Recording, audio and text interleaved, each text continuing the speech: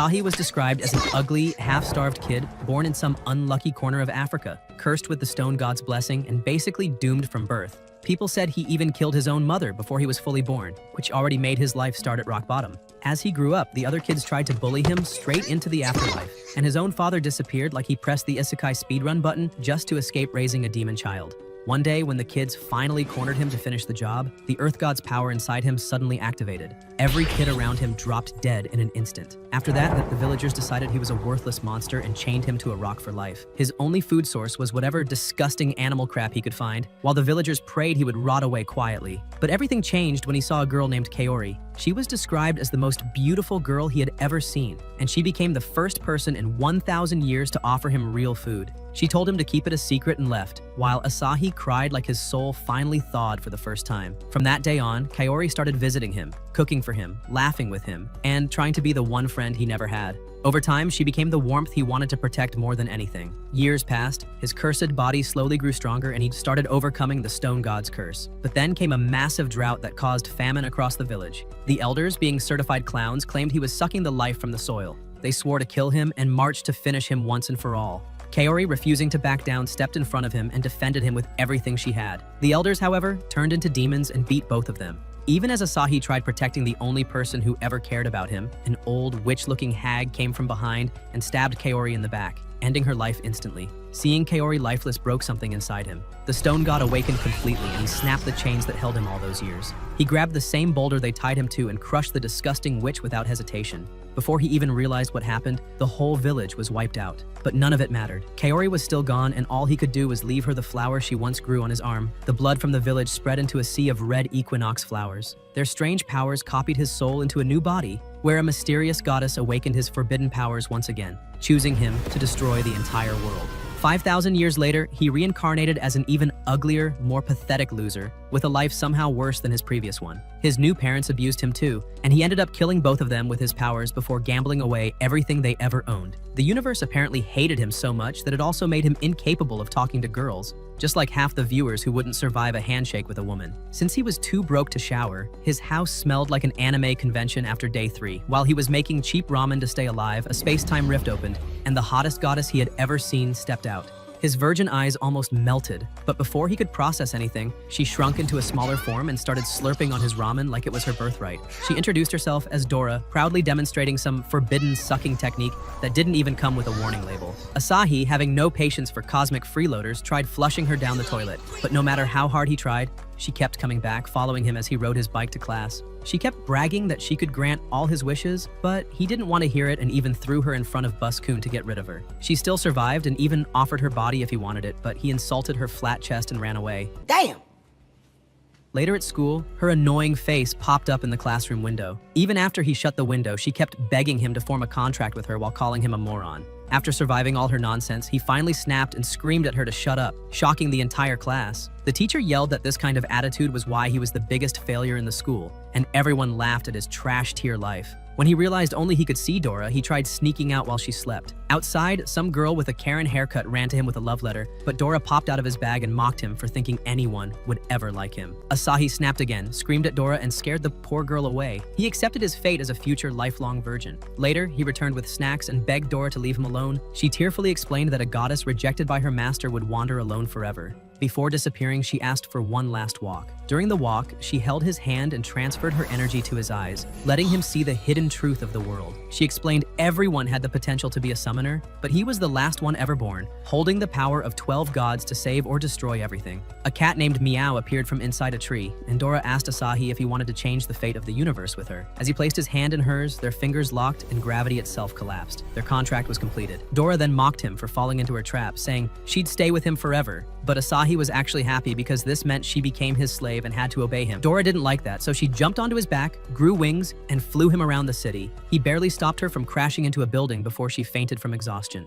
That night, the power in his house went out because he never paid his bills after losing his money in crypto. So Dora awakened a secret power inside him. Light rose into the sky and fell as glowing particles that healed him. When he asked if she was truly a goddess, she finally revealed her past. 3 million years ago, a war between gods and titans destroyed the world. She had been been chained in the void ever since, suffering alone until her mind practically fried from trauma. Asahi tried to comfort her, but also appreciated the rare moment of peace when she stopped talking. Before they slept, he wondered how his life as a summoner would go, unaware that a mysterious girl was watching him from the sky. And the next day at school, Dora proudly showed off her body, telling him he was the only one allowed to see her like that. Then the news reported that some ugly loser was spotted flying in the air, and even the reporters roasted him like it was their job. You're a victim. After 3 million years of zero plot development, Dora decided she wanted to feel some white, sticky lotion on her back. She asked Asahi to rub it on her, acting like this was some sacred ritual. But Asahi put on his headphones and ignored her like she was background noise he was tired of hearing. But right then, a tentacle plant monster popped out of nowhere, grabbed her hot body, and started eating her alive like she was the daily special. Dora panicked and threw the lotion bottle at Asahi, but by the time he looked up, she was already swallowed whole, leaving only her plot armor splattered on his face. The plant monster rolled away like it had places to be. Asahi chased after it, while Dora yelled that she couldn't use her powers unless he got close to her. When he finally jumped to grab the thing, it shot a goo blast straight into his eyes, blinding him and slamming him into a wall. His life almost got deleted right there. The plant escaped into a festival crowd, and Asahi tried sneaking around, only to realize he completely lost her. Before he could leave, a huge meathead fell from the sky, accusing him of disrespecting his sister. But Asahi roasted him instantly, saying his sister looked like she fell from heaven because her face was more messed up than her brother's, and then he ran. Asahi kept running as Dora's voice faded. She warned she would die if he didn't reach her soon. Right then, a random kid appeared and tried recruiting him into becoming a Jehovah's Witness. The timing was so stupid, Asahi stomped the kid's face into the ground and told him to take his pyramid scheme somewhere else. Following Dora's awful scream-filled music, he jumped onto what he thought was the plant, but realized it was just a random girl. He kept tracking the noise until he reached a Screamo concert, and Dora's presence felt close, but she stopped responding and her energy was fading fast. Asahi pretended to be happy she was dying, screaming that he was finally free, which somehow rebooted her spirit and gave her enough motivation to punch her way out of the plant monster. When the plant finally opened its mouth, Asahi witnessed a legendary anime plot bounce into view, and his soul hit the climax point of enlightenment. After he wrapped Dora up, the plant rolled back toward a hot, mysterious girl. Dora tried attacking them, but the girl vanished into thin air like she pressed the teleport shortcut. Dora wanted to chase them, but Asahi told her to leave it for another day. That girl wasn't normal. She could hide her summon and still control it. Somewhere else, an old man told the girl not to let Asahi escape next time. He wanted to see the last god's power inside him. The next day at school, a pair of perfect anime thighs walked straight toward Asahi. All the guys wanted her attention, but she ignored everyone and gave Asahi a note. When she left, the boys opened the letter and read that she'd be waiting for him in the woods after school. Obviously, the entire population of horny boys followed him to spy on whatever was about to happen. The meathead brother showed up again, yelling about Asahi rejecting his sister. Asahi ignored everyone and kept walking for hours until he reached the forest, but the boys still didn't leave. Soon, he spotted Meow again and reminded her to be careful in the woods, relieved she was safe. Just then, vines appeared and grabbed all the worthless boys, dragging them away so Asahi could enter alone. But when he reached the spot, it was a dead end, until the trees suddenly split open. And standing there was the hot girl again. Her plant spirit demanded he hand over Dora or die. Asahi refused, saying Dora was his new pet. Those words pissed the girl off, and she whipped a rose past his face that sliced his cheek with just air pressure. The plant turned its body into a massive vine sword, crushing the ground. Dora almost fainted while trying to find a weapon, and Asahi kept dodging attacks like someone who survived years of bullying. The girl summoned a giant root from the earth, unleashing thousands of plant blades that tore the ground apart as they chased him. The plant bragged that they could win using only 30% of their power. So the girl summoned a beast, a massive tree monster. Asahi looked at the tree, realized his own summon was basically useless compared to this, and mentally accepted his trash tier ranking. Before the tree smashed Dora, she dodged and flew away, but two vines grabbed her midair. As the girl commanded the tree to finish her, Asahi rushed forward and got crushed under its giant palm. The dust cleared and they assumed he was dead, until a bright circular light exploded outward, revealing Asahi and Dora holding her special cleavers. The plant told the girl to go full power, and the tree prepared another punch. Asahi asked Dora to lend him her strength. When he punched, the tree's fist froze and got knocked back. The tree attacked again, but Asahi used Dora's crystal wings to dodge and landed on its arm. His crystal shoes activated, letting him run up the tree's body while slashing it apart. After he stripped the tree down to its core, he leaped and shattered the core with a final strike, destroying it completely. When it was over, Dora ran to him asking how he knew how to beat the tree. Asahi proudly explained that he had a lot of experience beating wood. The girl came to dissolve the remains, and Asahi thought she was even prettier up close. Dora, jealous as always, charged forward to kill her for flirting with her man. Asahi stepped in front to protect the girl. Dora demanded to know why he protected the enemy. He explained that the girl wasn't using even half her real power. She could have crushed them easily. After looking around, Dora realized an entire army of plant beasts were waiting. The plant said only Asahi passed the test, and Dora quickly tried suggesting that they all go home together for dinner before she got flattened. The plant wanted to crush Dora's useless face, but the girl's stomach growled, revealing she was starving. That night, they ate together. The plant tasted Asahi's cooking and declared it the best food he ever had. He even said they were better off as friends. Asahi asked why they attacked him in the first place, and the plant explained that they were the city's guardians and mistook him for an enemy. The plant suggested Asahi join their group, but the girl shut him up by stuffing meat into his mouth and walking out. Asahi followed her outside, trying his smoothest pickup lines. She told him her name was Hana and gave him a dark rose, promising she'd be watching him and Dora. When she left, Dora teased Asahi about finally getting a date. Asahi explained the dark rose meant he now belonged to Hana. A few days later in class, chaos erupted when a giraffe stuck its head inside the window. Students panicked. Moments later, a raccoon jumped in. Then, an entire squad of raccoons stormed the room and even pulled down the useless teacher. Asahi saw more animals racing through the halls and ran too. At the school exit, a panda blocked the doorway and he slammed his brakes. He squeezed himself outside and found the whole city turning into a wildlife disaster zone. At a basketball court, a chimp started shooting hoops like it was training to replace Michael Jordan. An army of alpacas charged down the street while an instructor screamed for students to head to the gym. Dora yanked Asahi away, but reminding him that he wasn't supposed to hide like all the other losers because he was a summoner. Asahi looked around and questioned how his city turned into a zoo. A reporter explained that the animals broke out of the downtown zoo, but a parrot knocked her out mid-sentence. Right then, Asahi saw a girl standing near a lion and thought she was about to get eaten, so he tackled her to save her life. But when he looked at her angry face, he realized something much worse. The cat beside her wasn't just a random stray. Asahi tried catching the cat, thinking he could just take it home like a stray, but the little demon instantly clawed his face and ran back to the mysterious girl. Dora pointed out that the girl felt strange and told Asahi to stay alert. At the same time, Hana and her plant spirit spotted the girl on a rooftop. Since the girl clearly controlled monsters, Hana assumed it would be an easy win and jumped down to deal with her. The plant spirit spat flaming bullets, covering the area in smoke as they landed. Hana summoned Black Rose and vines wrapped around the animals to restrain them, but the girl slipped away just in time. With a snap of her fingers, Hana triggered a massive root that lifted them into the air and left them hanging. The plant demanded to know why the girl released all the animals. The girl proudly explained that the land belonged to the beast long before humans invaded it. The plant called her delusional and demanded she hand over her summon, but instead she insisted the animals be released. As anger boiled, the girl appeared behind Hana with a kick, but Hana blocked it. The girl's next strike was a huge claw attack, which Hana deflected, but the girl instantly reappeared and almost ripped her hair out. Impressed by her aggression, the girl continued clawing at Hana's face, but Hana dodged every strike as their fight escalated. Dora finally pulled out her cleavers and asked Asahi who they should support, but Asahi suggested they just watch the show. The chaos continued as the girl slashed Hana's face, forcing her back. Even injured, the girl refused to retreat. Hana summoned vines to block the attack and sent her flying back. When Hana swung her vine whip, the girl dodged, but her ankle got caught and Hana dragged her through a building before slamming her into the ground. Still refusing to give up, the girl charged again. Hana swung her whip, but the girl activated the eyes of eagles. Suddenly, Hana's movements looked slow and the girl closed the distance effortlessly. She then triggered the might of bears to crush Hana, but Hana barely avoided the blow. The plant spirit warned that he was losing power, so Hana summoned a massive tree monster to finish the fight. The tree lunged with rubble, but the bear spirit refused to surrender, and the two monsters locked hands. Hana's plant spirit shot a root into the tree and she strengthened it with a spell. The tree's eyes glowed as it grew extra arms and unleashed a barrage of punches, knocking the bear away. Before the bear form could fall, the tree grabbed it and squeezed until it burst into hundreds of pieces. Those pieces reformed into wolves. They swarmed the tree and began tearing it apart. The wounds appeared on Hana's body too, so she strengthened the tree into a piercing version. It spun once, slicing the wolves into pieces.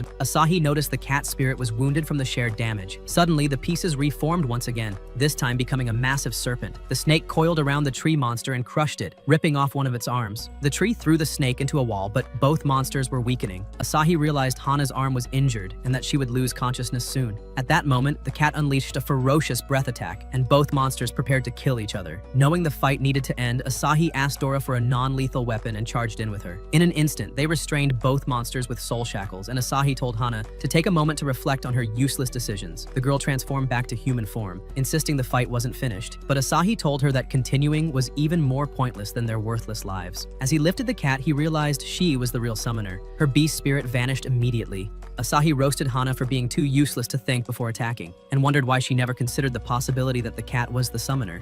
He said the cat must have had a reason for creating chaos and began treating her wounds. His kindness made the cat remember the first time he helped her. In her pain, she bit his hand, but he finished treating her anyway and named her Meow.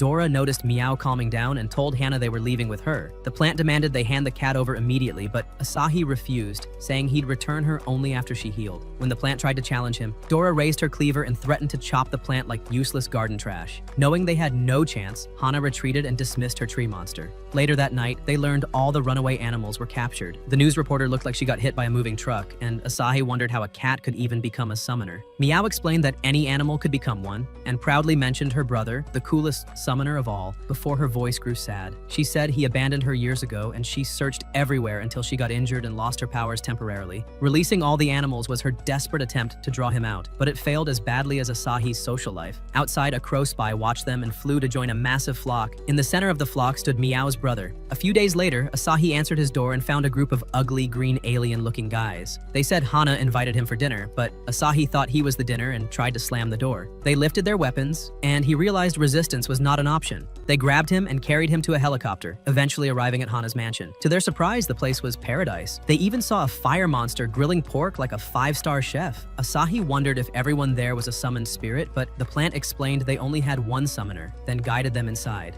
There, they saw a giant statue. The plant said it was the first leader of the Watchers. As they climbed the steps, Asahi heard his mother's voice. For a moment, he saw himself in another world where she was waiting for him. Dora stopped him from walking into the hallucination, and the plant said he was only daydreaming. They entered the dining room, where an old man introduced himself as Harlan, Hana's grandfather and head of the Black Rose family. Dora assumed he was just a regular old man, but with one gesture, Harlan forced them into their seats. His aura was overwhelming. Harlan apologized for summoning them and began explaining everything. He said a crystal was the source of all spirits, a god and a devil at the same time. For centuries, summoners fought wars over it, splitting into two factions, the Watchers and the Destroyers. The Destroyers aimed to conquer the world. Harlan asked which faction Asahi preferred. Dora said the Avengers. Meow voted Justice League. Asahi shut their mouths and reminded them that they were in a low-budget Chinese anime with a useless loser protagonist, and picking a side wasn't that simple. Asahi tried dodging the question by saying his parents warned him about creepy old men and their organizations, but Harlan decided to tell him the truth. Asahi's parents abandoned him at age 5 and vanished. Harlan said Asahi dyed his hair to hide his identity and had lived uncomfortably ever since. He explained Asahi's life wasn't coincidence and that Asahi summoned Dora because of a rare ability inside him. Dora searched Asahi's wallet and found a childhood picture, revealing he was originally blonde. Everything Harlan said was true.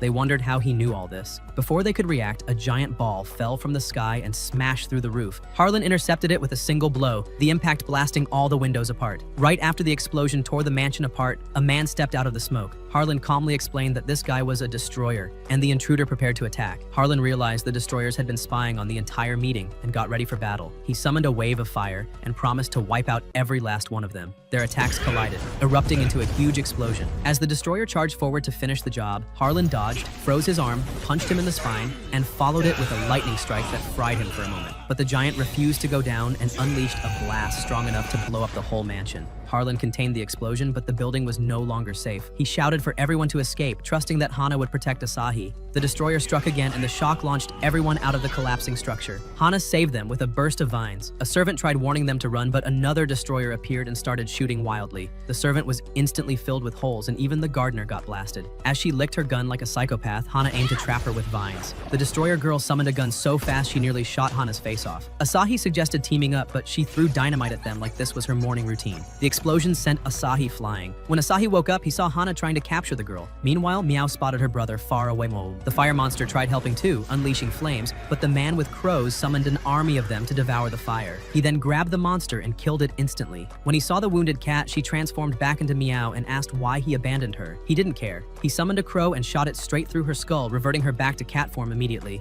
Seeing Meow fall pushed Asahi into a rage. He charged at the man and prepared an energy blast to vaporize him. But before he could strike, another mysterious figure appeared and grabbed Asahi's mind, dragging his soul into a strange dream world. Asahi suddenly found himself as a child again, standing before his mother. He thought his dream finally came true, but the illusion shattered, revealing a demon holding him hostage instead. In the real world, Dora tried shaking him awake, but realized his soul had been sucked into another realm. Meanwhile, Harlan kept beating the destroyer like a rag doll. He punched him into the sky, unleashed a barrage of blows, and slammed him back down. He appeared beside him instantly with energy forming in his hand, demanding the location of the destroyer leader. While Harlan fought, Hana activated Black Rose. Her tree monster nearly crushed the gun girl, but she escaped with rocket boots. Moments later, two glowing green eyes appeared behind the monster. The figure overwhelmed the tree and destroyed it instantly. Hana's clothes tore from the backlash and her plant spirit collapsed in exhaustion. Before Hana could recover, a new girl appeared behind her with the speed of a final boss. In an instant, she cut Hana's throat open, and the plant spirit screamed in horror.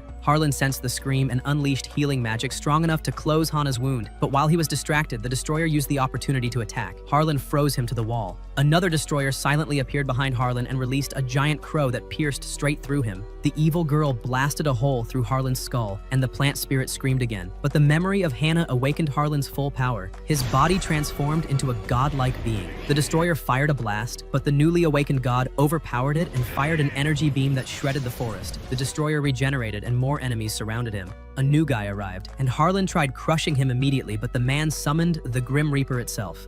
The Grim Reaper absorbed Harlan's entire spirit, draining him until nothing was left. Then, it ripped out his energy source and crushed his soul. One destroyer girl wondered if they should also finish Dora and the plant spirit, but they decided to spare them. A burst of energy surrounded the survivors and they vanished, leaving behind a massive crater. The next day, while waiting for Hana to wake up, Dora fumed over the previous night. She screamed about revenge, furious that they were too useless to fight back. Asahi explained that destroyers gain insane power at night, and fighting them was basically suicide. Dora didn't care, she wanted blood. Asahi calmed her down and revealed that he found a lead. Someone streamed Harlan's fight using satellite cameras. He showed the girl on the video and said she knew everything about summoners. If they found her, they might gain an advantage. When Dora asked how they'd find her, Asahi revealed she was doing a book signing. A few hours later, as they prepared to leave, Asahi told the plant spirit to watch over Hana. They promised to come back soon. Far away, the mysterious girl stopped a train using her device and walked out like the main character of her own series. She used magic to reverse the escalator, amazed passengers, hijacked every screen in the city, and made herself look like a celebrity. Then she started her book signing. Unfortunately, nobody knew who the hell she was. Her ugly self sat alone at her booth for hours. Meow noticed her with her eagle eyes. Asahi wondered if she was dangerous and told the girls to keep their distance for now. Then the girl sighed, realizing she couldn't sell a single copy of her useless book. Asahi walked up and hyped her book like it was the next Twilight. She almost ascended from happiness. He bought all her books, and she instantly declared it the best day of her life. But she already knew who he was and asked what he wanted. Asahi revealed his identity, and the girl immediately summoned Dora and Meow. They wondered how she knew them, but she explained she had been spying this whole time. She also revealed that they were attacked by 7 destroyers the previous night. Her special ability was her phone, and she could even spy inside major government buildings. Dora snatched her device to look, but the girl said it also warns her about danger. Right then, the device blared an alarm and they dodged an explosion by sheer luck. The device warned of high-grade danger. The girl said several enemies were coming their way. She sprinted off and the others chased her. She told them she was the target, but Asahi said they weren't abandoning her. She barely dodged another blast as machines flew toward them. They jumped off the bridge and landed in a car that sped off immediately. Asahi wondered who was driving, and the girl revealed she was controlling it with her device. The machines chased them, firing relentlessly. The girl said they were low-ranking spirits, but she'd cut off their wireless signal so they couldn't call for backup. The machines kept firing, hitting a tire, but the car regained control. Dora and Meow attacked. Meow launched a claw wind, but the machine dodged with insane speed. Dora fired spirit swords, but every sword missed. The girl electrocuted one of the machines and they celebrated until the rest charged at them. The girls kept attacking, but nothing landed. The machines shot at the car nonstop, and Asahi held a shield to protect everyone.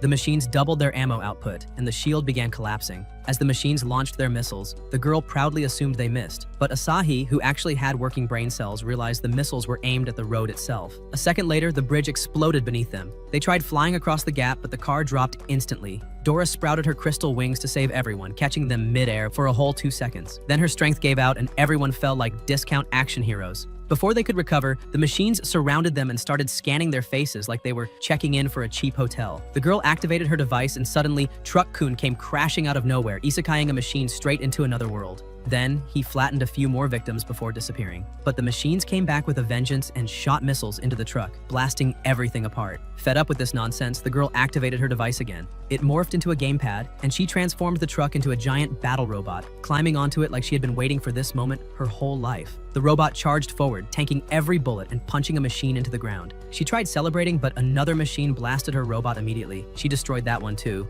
ripping out its energy core like she was collecting Pokemon. The last machine tried running away, but she chased it down and crushed it like a soda can. The group was impressed until they noticed something leaking. The robot had a fuel leak, and before she could fix it, the whole thing exploded and launched her into the sky. When they ran over to help, they discovered the biggest twist of the century. The heroic girl was actually a boy. Asahi recognized him immediately as the ugly weirdo he saw earlier while searching for Dora. Even Meow told him to go straight to hell, but Asahi said the boy might actually be useful, so he invited him to join them. Stan, however, hesitated. He didn't want to team up with a group of ugly morons. The next day, inside Stan's Stan's van, Stan proudly explained that the van was his home and secret lab. Dora didn't care. She still saw him as a useless freak. Asahi asked how they were supposed to find the destroyers. Stan revealed a map showing spiritual energy fluctuations. Green dots represented newly awakened spirits, and red dots showed destroyer activity. He sped up the timeline, and they watched the red dots overwhelm the green ones. Asahi realized the horrifying truth. The destroyers were stealing the powers of summoners. Stan then projected a scan from Harlan's mansion the night of the attack.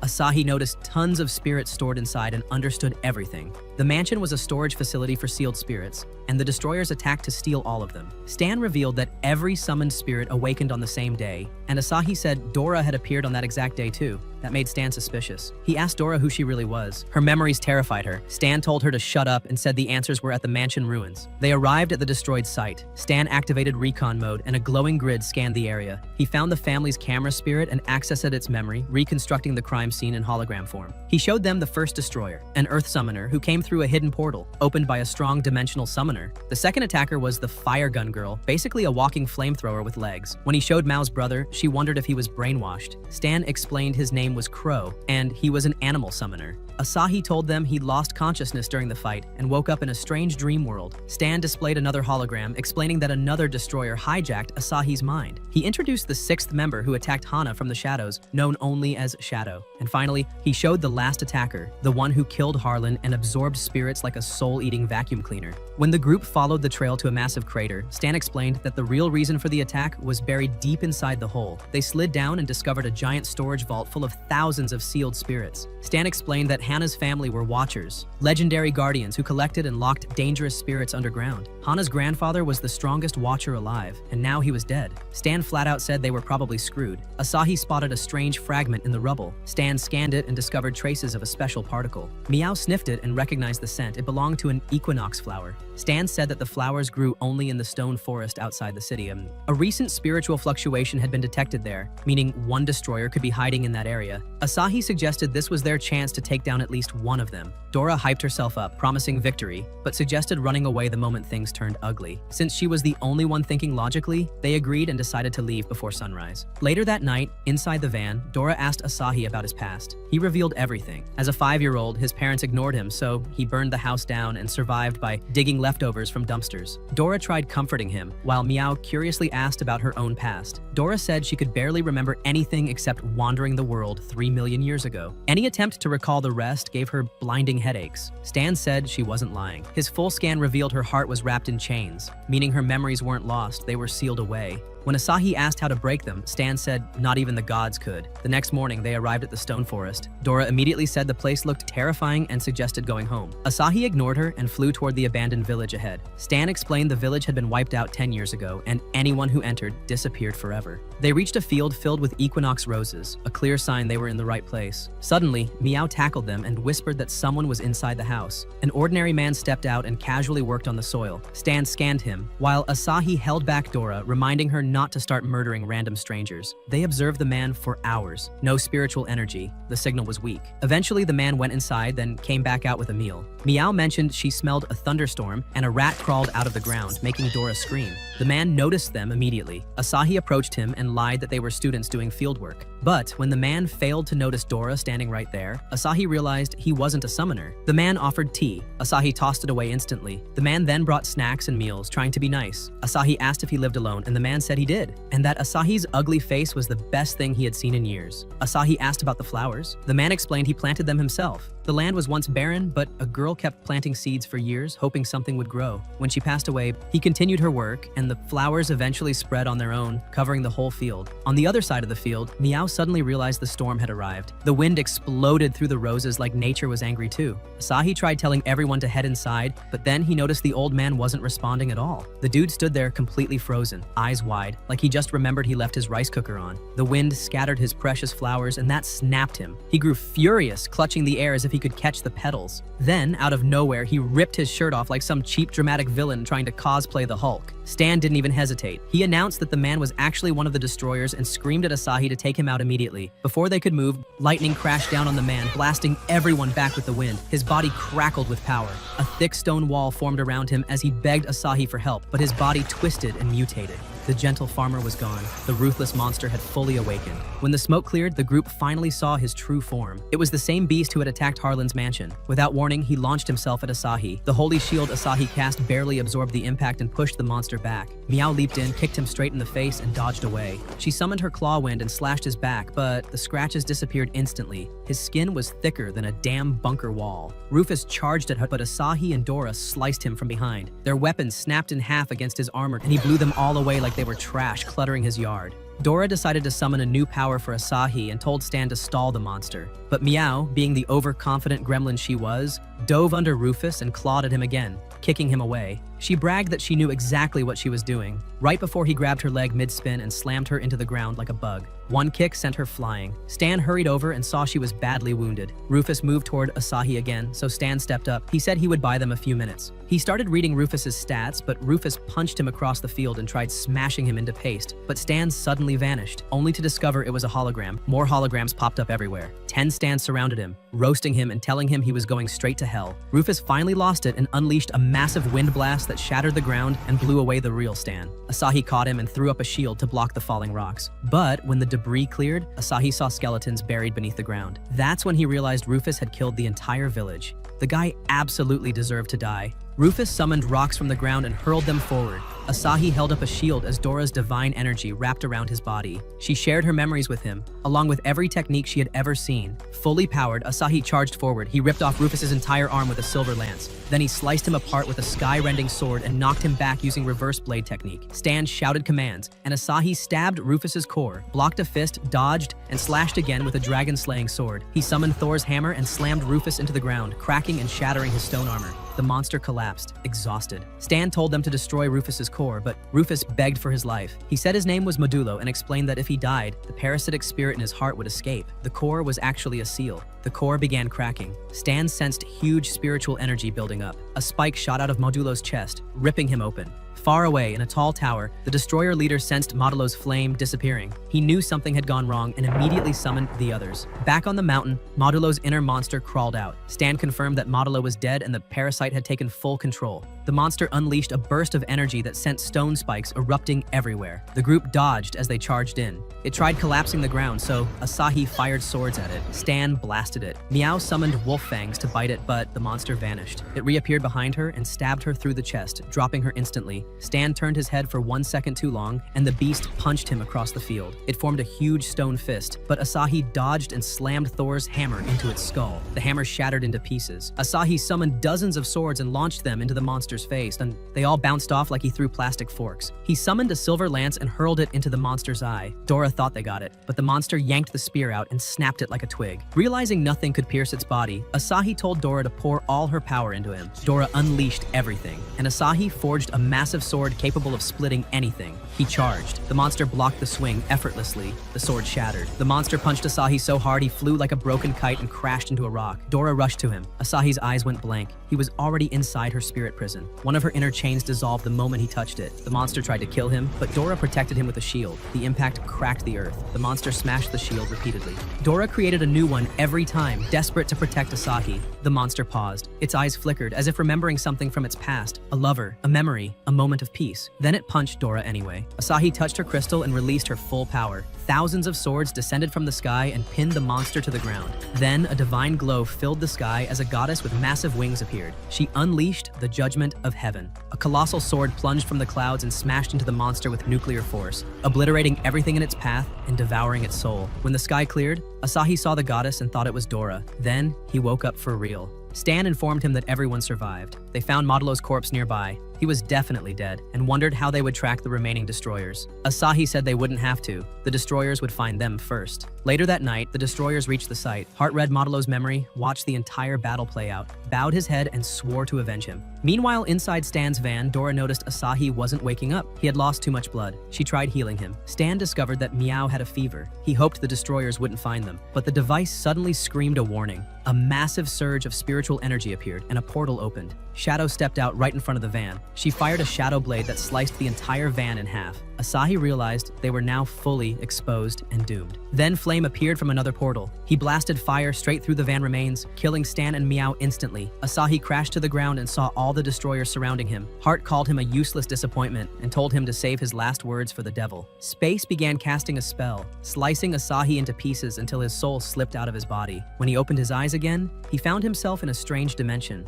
A cloaked man stood before him and said he was in the gap between space and time, and that he was dead in the real world. The cloaked man calmly told Asahi that all his friends had been killed. Hearing that, Asahi snapped. He punched the glass in rage, blaming himself for being too weak, too useless to protect anyone. But instead of scolding him, the man offered him a lifeline. He said he would let Asahi go back in time for 3 minutes. That was his apology for being a terrible father who failed him since childhood. As he revealed his face, Asahi froze. It was his father, the same father he once burned the house down on. The man told him he forgave him long ago and wished he could have raised him better. Before letting him go, he told him to meet him at the demon furnace. The next moment, Asahi woke up inside the van. Dora was trying to heal him, but he told her to stop because the destroyers were coming any second. A few minutes later, Shadow stepped out of her portal and sliced the van in half with Shadow Blade, only to find the inside completely empty. Before she could react, an explosive detonated under her feet. Stan reported that the trap worked perfectly. Dora bragged that Asahi was a genius, but he told her to focus because the war wasn't over yet. They still needed to rescue Hana. Stan agreed, hit nitro boost, and the car blasted down the road. Soon they reached Asahi's home, but Hana was gone. Dora assumed she'd been captured, but Asahi found her letter and realized she left on her own. When they ran back outside, Stan detected destroyers closing in fast. He instantly summoned Hana's family helicopter and everyone hopped in. While flying, Asahi opened the letter. Hana wrote that she was heading to the demon furnace. Meow explained it was on a distant island. Stan added that the furnace was a sacred training ground. Anyone who completed the trial became a full summoner. Ancient legends even claimed that the deepest chamber held a mysterious spiritual energy that allowed people to see the past and future. But the island's exact location was unknown, and Stan said they were screwed until Asahi pointed at coordinates written on the letter. Stan's brain lit up. They had the exact location. With no time left, they headed straight toward it. After hours of flying, they reached the supernatural border where a massive storm blocked the ocean.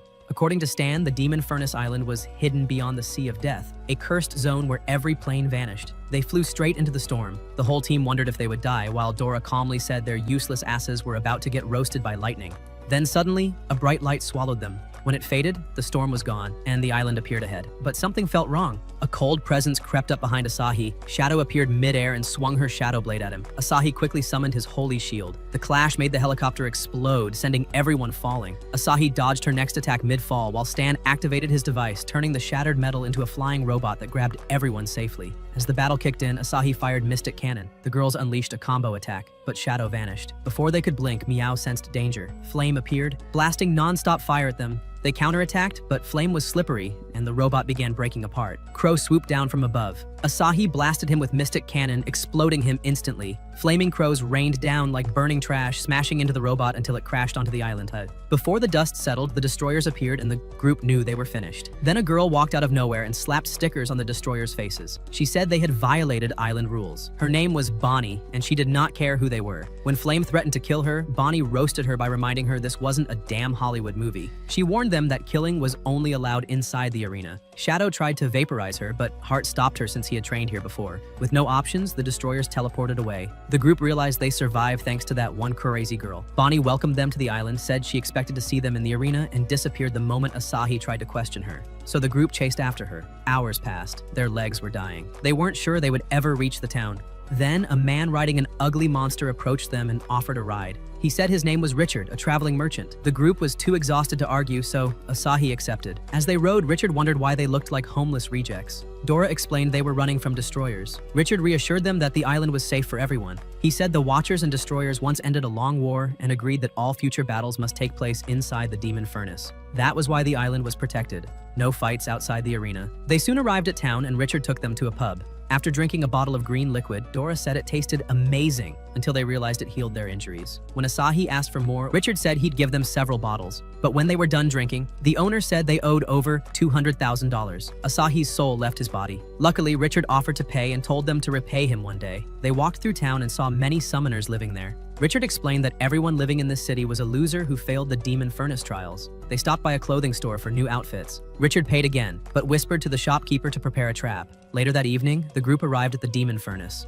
Dora said it looked like heaven. They climbed the long stone staircase to the entrance gate. Bonnie appeared at the top and welcomed everyone. Then she announced that the winner would get a belly dance from her with 0 plot armor and unlimited privileges. The entire crowd lost their minds and Asahi mentally began writing his will. She then explained registration. There were 4 doors, and summoners could choose any one. When Asahi tried entering the first door, a robot demanded a $2 million registration fee. Asahi died inside again. Stan immediately paid, proudly revealing he stole every penny from a Mexican cartel. A fat loser shoved them aside and paid his fee with cash like a flexing idiot. The second door only allowed beautiful girls. Dora activated her hot form and walked through with Asahi, who slid behind her before the guard could question him. Meow tried to act cool and enter, but the guard told her she should have trained her ugly face instead of her combat skills. The third door required a certain power level. Meow summoned the strength of bears and smashed it to dust, gaining entry. Richard appeared and entered the fourth door. Asahi wondered how. Richard said the fourth door was only for celebrities. What he didn't reveal was that he was actually a wanted criminal across multiple countries. Not bad, not bad. Bonnie gathered them again inside. She explained that the demon furnace had 100 floors. The first 20 were beginner level. Some summoners bragged about reaching the 5th floor. Others said they barely reached floor 3. Richard admitted this was his 5th attempt. He said he always failed at the first checkpoint and never got past floor 9, shocking the group. They reached the first checkpoint. Bonnie explained that every 10 floors had one. If they failed, they restarted from the beginning. A few minutes later, they arrived at a luxury hotel. Bonnie told them to rest before the first elimination round. Then, she vanished instantly. Meow smelled delicious food coming from the restaurant. The entire group ran toward it like starving wolves. A few hours later, the group was chilling in the bath like they had no trauma left in life. Suddenly, the TV turned on and showed Hana dominating the competition. She was already on the 11th floor, catching monsters with glowing green spheres like she was the main character of Pokemon Trauma Edition. The whole group was impressed, and Asahi told everyone to toughen up, saying they might run into her if they climbed fast enough. But while the others got hyped, Richard secretly stared at them like they were a pack of clueless idiots destined to die before breakfast. Later that night, everything went sideways. Asahi's hotel room turned into a torture chamber. The walls sprouted spikes. The floor began shrinking and the whole room moved in like it wanted to turn them into human pancakes. Asahi tried the door, but it was locked. Dora checked the window, sealed shut. She summoned her cleavers to chop the door open, but the blades snapped like cheap knockoffs from Wish. That's when Asahi realized the whole hotel was a death trap. Dora switched through weapons like she was scrolling through Amazon, but nothing worked. Just before they were crushed into paste, Asahi came up with an idea. They used a skeleton key, popped the lock, and escaped by inches. They rushed to find Meow. Instead, a giant green cockroach crawled out of her door. Asahi tried stomping it, but it hissed at him and transformed back into Meow. She said that turning into a roach was the only way out. Gross, but fair. Summoners flooded out of their rooms one by one, except Stan. Red paint oozed from under his door, and Meow assumed he was dead and started mourning his worthless soul. But Stan dropped from a ceiling vent and bragged he escaped through the air ducts like a dollar store action hero. Before they could relax, an ugly clown's voice echoed through the speakers. He called himself the boss of Floor 1. Immediately, explosions rocked the hallway. Asahi and Dora dodged every trap like Olympic athletes, while Stan nearly died 3 times in 30 seconds. Dora yelled for them to reach the lobby. They sprinted, but the floor crumbled. Lava appeared below, and a man actually fell into it like he was speed-running his death. Stan almost went next, but Dora grabbed him with her wings.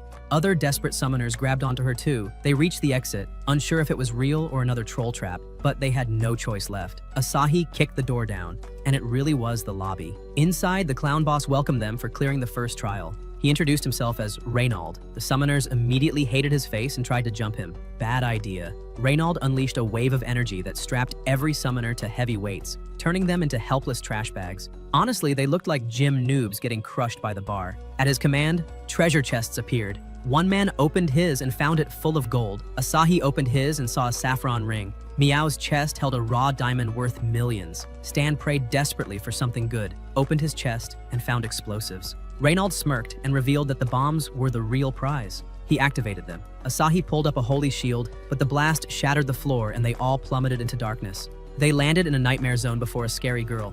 They almost screamed until she removed the act. It was just Bonnie playing around. They roasted her for scaring them half to death, but Bonnie reminded them she was the boss of Floor 2. She explained the next trial, a 20-lap race around a massive track. Only 15 contestants could advance. Everything would be broadcast on TV. Meow bragged she would win thanks to her cheetah speed, while Dora claimed the advantage. But then the repeat challengers arrived with pro-level gear and custom wheels. The group realized they were screwed. Bonnie fired the starting gun. Meow dashed ahead instantly. A squirrel ninja tried to bolt past her, showing off his animal summoner heritage. Dora and Asahi swooped in next with flying speed. A wizard on a broom zoomed forward, followed by a poison master. Bonnie spotted a famous manga artist on the track and called him out for being a useless celebrity with too much free time. When two fans begged for autographs, he dropped them and sprinted ahead by sketching speed lines in midair. When someone accused him of cheating, Bonnie roasted the guy by telling him to shove his empty head where the sun doesn't shine. Then Stan shot past everyone riding a literal military rocket. When asked how he got it, he casually admitted he stole it. On the final lap, Asahi warned that repeat challengers were plotting to wipe everyone else out. Immediately, Deadeye aimed and shot several racers with Calamity Trigger. One tried to escape, but Dora and Asahi redirected the bullets back at Deadeye, making him eat his own attack. The Poison Master released a toxic mist that made half the racers lose sanity, and one guy fell into the abyss like he slipped on a banana peel. The Squirrel Ninja summoned a tornado to suck the Poison Master in, but a sword-swinging maniac leapt in and started slicing everything like a discount Gordon Ramsay. Two losers begged for mercy, but the sword psycho tried killing them anyway. Stan steered his rocket toward him to save them, but the psycho cut it in half. As he aimed for Stan's neck, Hiro, the manga artist, blocked the attack and delivered a dramatic lecture that slowly turned into spellwork. His words transformed into magical slashes, blowing the night to pieces. Bonnie announced that only 15 racers remained, and anyone who crossed the finish line now would move to floor 3. Everyone sprinted for the end. Meanwhile, back at the Destroyer's base, Flame and Shadow fought each other to prove who was tougher. They clashed non-stop until Space yelled at them to stop, and Flame demanded they storm the Demon Furnace, but Space said she tried sneaking in earlier and got body-checked by the security system. Shadow claimed the furnace must have an invisible barrier.